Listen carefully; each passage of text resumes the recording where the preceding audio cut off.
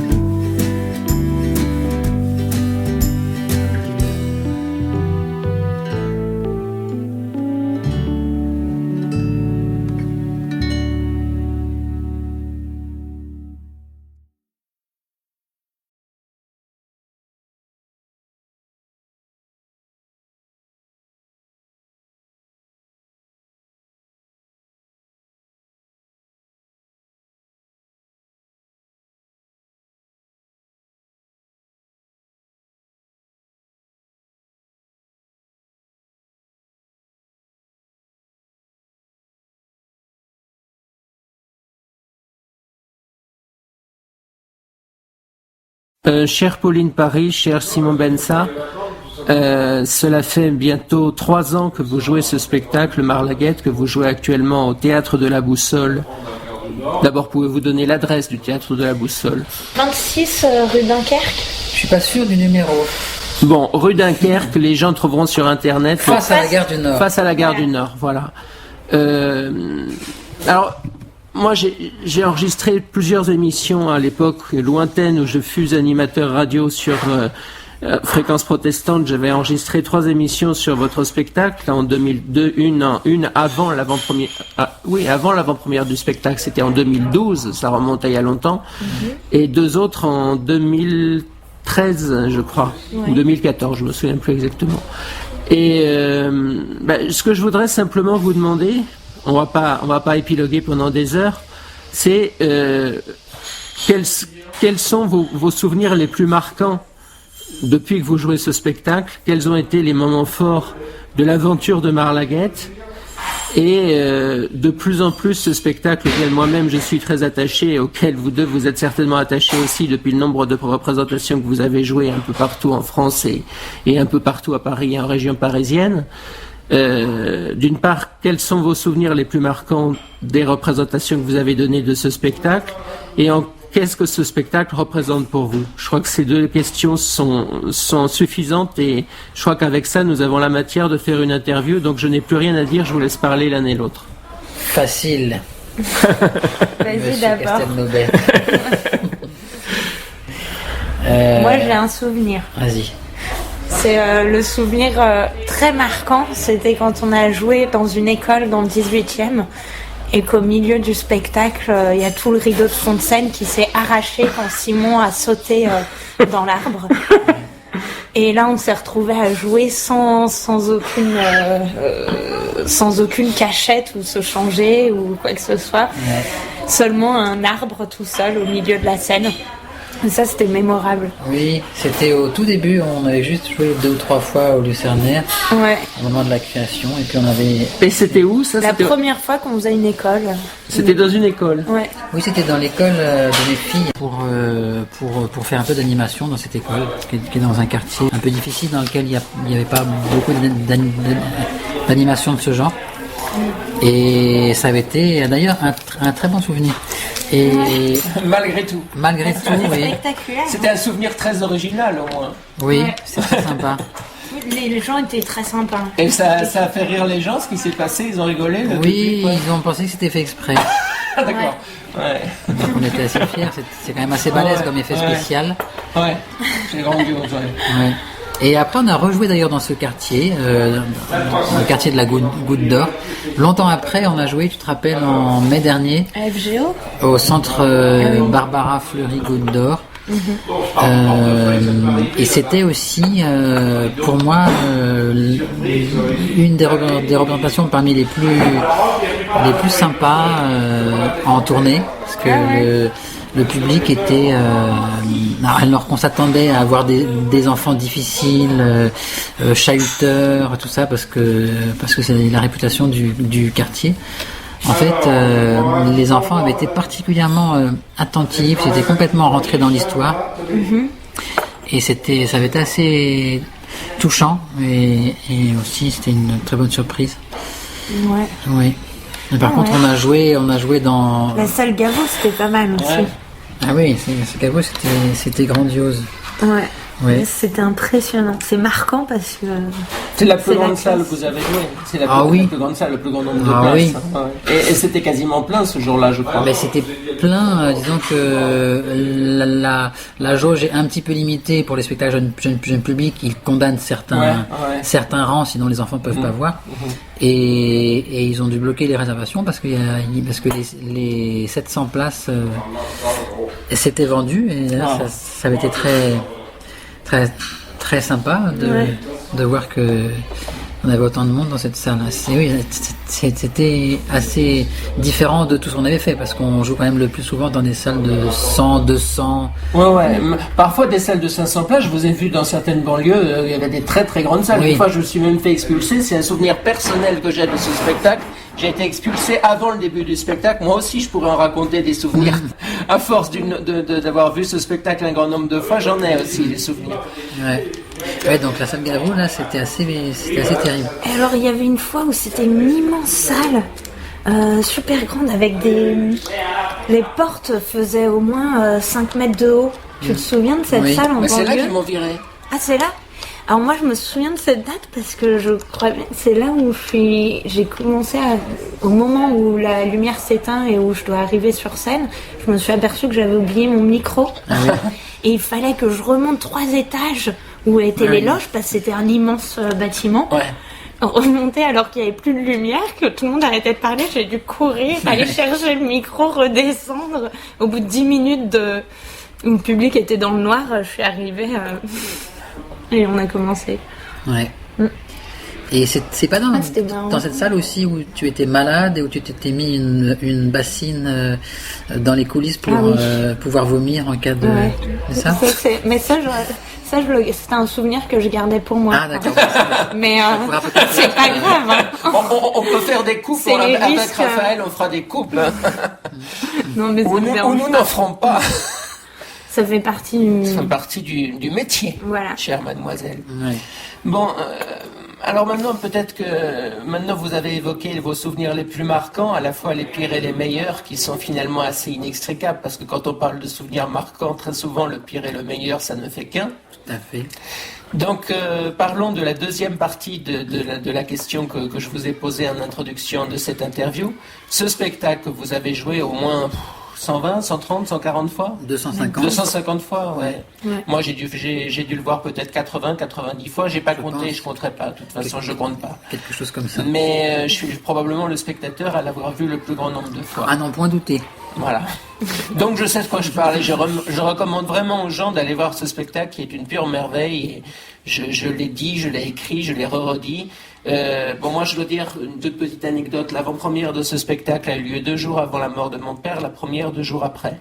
Et si je me suis aussi beaucoup attaché à ce spectacle, c'est parce que j'ai aussi des raisons personnelles qui font que ce spectacle, qui est issu d'un conte que ma mère me racontait quand j'étais petit, a une valeur symbolique énorme pour moi, indépendamment et en plus de l'affection et de l'estime que j'ai pour vous deux. Donc je pourrais en parler beaucoup de ce spectacle, mais je vous laisserai finalement dire vous deux, qu'est-ce que, ou 250 représentations, ce spectacle représente pour vous?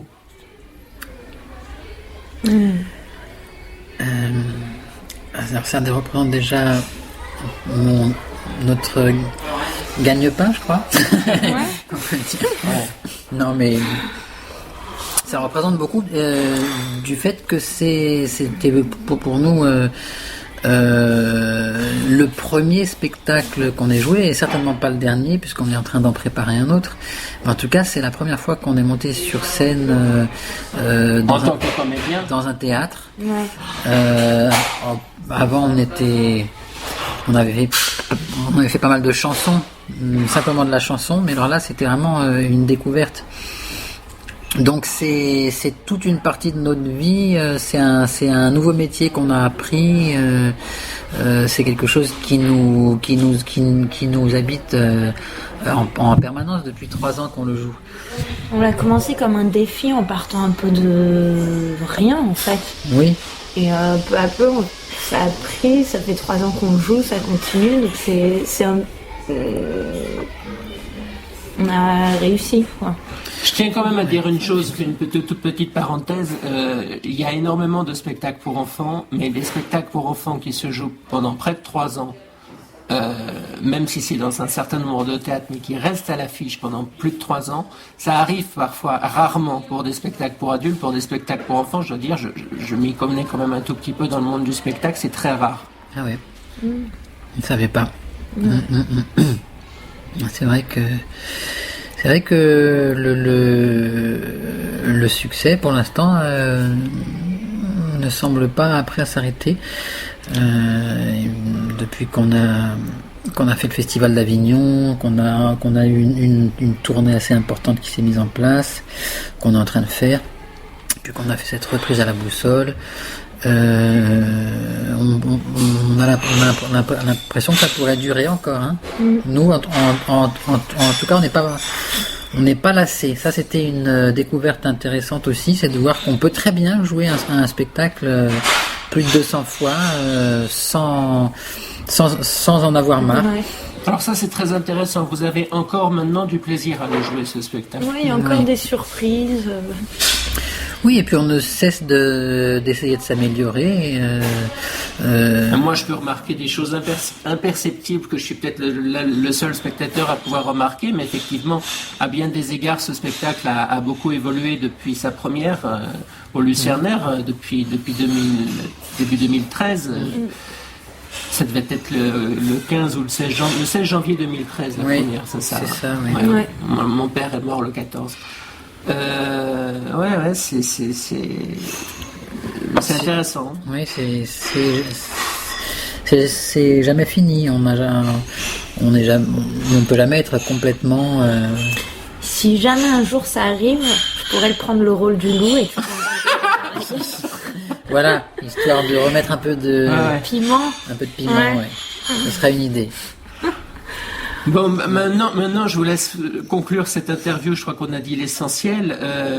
Et moi, tout ce que je peux dire, c'est que j'aime ce spectacle et c'est la seule chose que je peux dire aux gens. J'aime profondément ce spectacle. Donc allez-y, allez voir ce spectacle qui mérite d'être vu, qui mérite d'être revu. Et finalement, je fais un peu partie, en tant que spectateur, de l'aventure Marmaguette. Bien sûr. Alors moi, je voudrais dire, remercier Nicolas pour sa fidélité, parce qu'il nous a quand même beaucoup aidé pour ce spectacle, par un soutien avant tout humain. Et d'avoir parlé de nous à la radio, ça nous a aussi fait très plaisir, ça nous a donné de l'énergie, et puis de le savoir dans la salle souvent. Voilà, je sais que quand j'ai su qu'il venait aujourd'hui, ça a quelque chose aussi de rassurant. On sait qu'on a un spectateur dans la salle qui aime, dont on sait déjà qu'il aime le spectacle, qui ne se lasse pas non plus.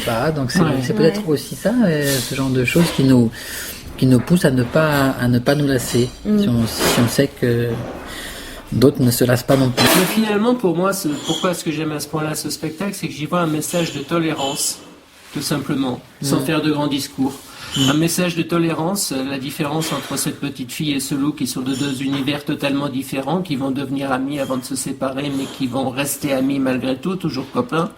C'est un message de, voilà, je peux pas mieux dire, c'est le mot qui me vient à l'esprit pour définir ce spectacle, c'est un message de tolérance et d'acceptation du droit à la différence.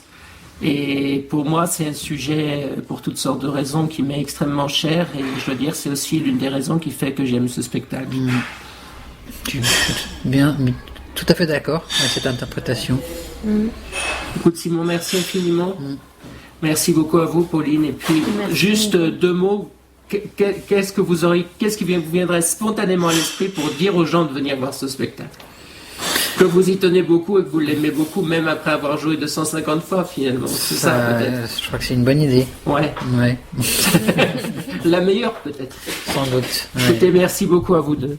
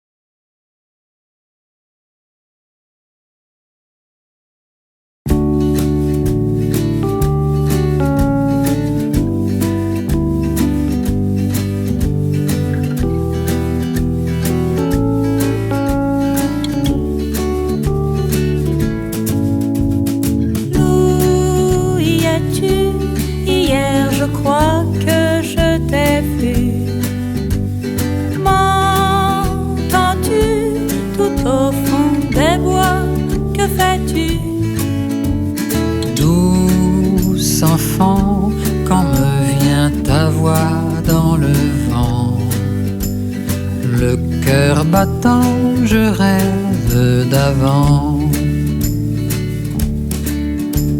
Nous ne marcherons plus, tous de la patte dans la main. Nous ne nous verrons plus, mais nous serons toujours copains. N'avions-nous pas un autre choix? Non, déjà, on me prenait pour un squelette. J'ai pour toi, devant cet argument de poids, fait un choix entre chasse et cueillette. Nous ne marcherons plus, tous de la patte dans la main. Nous ne nous verrons plus, mais nous serons toujours copains. Plus jamais je ne me ferai caresser. Plus jamais tu ne recevras la fessée. Mais plutôt que de pleurer, disons le mot. J'étais la poule Et moi le couteau. Nous ne marcherons plus, tous deux la patte dans la main. Nous ne nous verrons plus, mais nous serons toujours copains. Mais plutôt que de pleurer, disons le mot. J'étais la poule Et moi le couteau.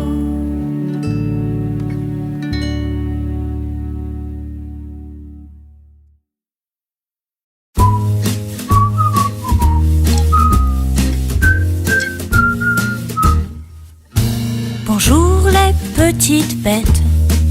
Moi je m'appelle Marie-Olga. Mais c'est un peu long, un peu froid. Alors on m'appelle Marlaguette. Ma maison est par là. Elle est à la lisière du bois. Et moi, ce que j'aime faire de moi, c'est jouer dans les bois.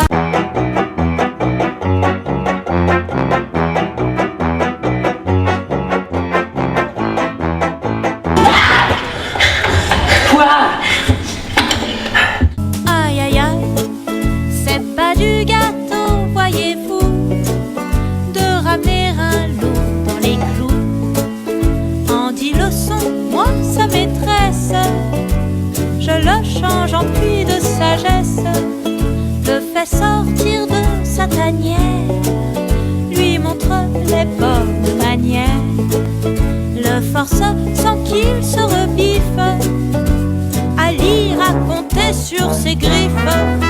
Apprends ci, retiens ça, non mais ça va pas. Ah d'accord, j'ai compris, tu te fiches de moi. Dis bonjour, dis merci et tout le tralala. Alors dis-moi, qu'est-ce que t'as pensé du spectacle? Il était bien, C'était bien? oui. On a adoré, c'est pour ça que c'est déjà la 3e fois qu'on vient le voir. C'est vrai, elle a accroché, enfin tous les enfants ont accroché. Là, super, vraiment, il a chanté à la fin. La chanson à la fin était bien. Ouais. C'est sympa, ouais. L'ambiance. Bonjour les petites bêtes, je m'appelle Marlaguette, mais c'est compliqué, un peu long, alors on m'appelle Marie-Olga. Non, je m'appelle Marie-Olga, mais on m'appelle Marlaguette. Marlaguette avec ses dents de lapin. C'était trop marrant quand là, le lapin il nous disait dans ton pantalon, il l'embêtait, il arrêtait pas de l'embêter. J'ai tout aimé. Et qu'est-ce que vous préférez, le loup ou Marlaguette? Marlaguette, le loup, moi. Une comédie vraiment bien remplie pour aussi bien les parents que les enfants. À revoir surtout, à revoir.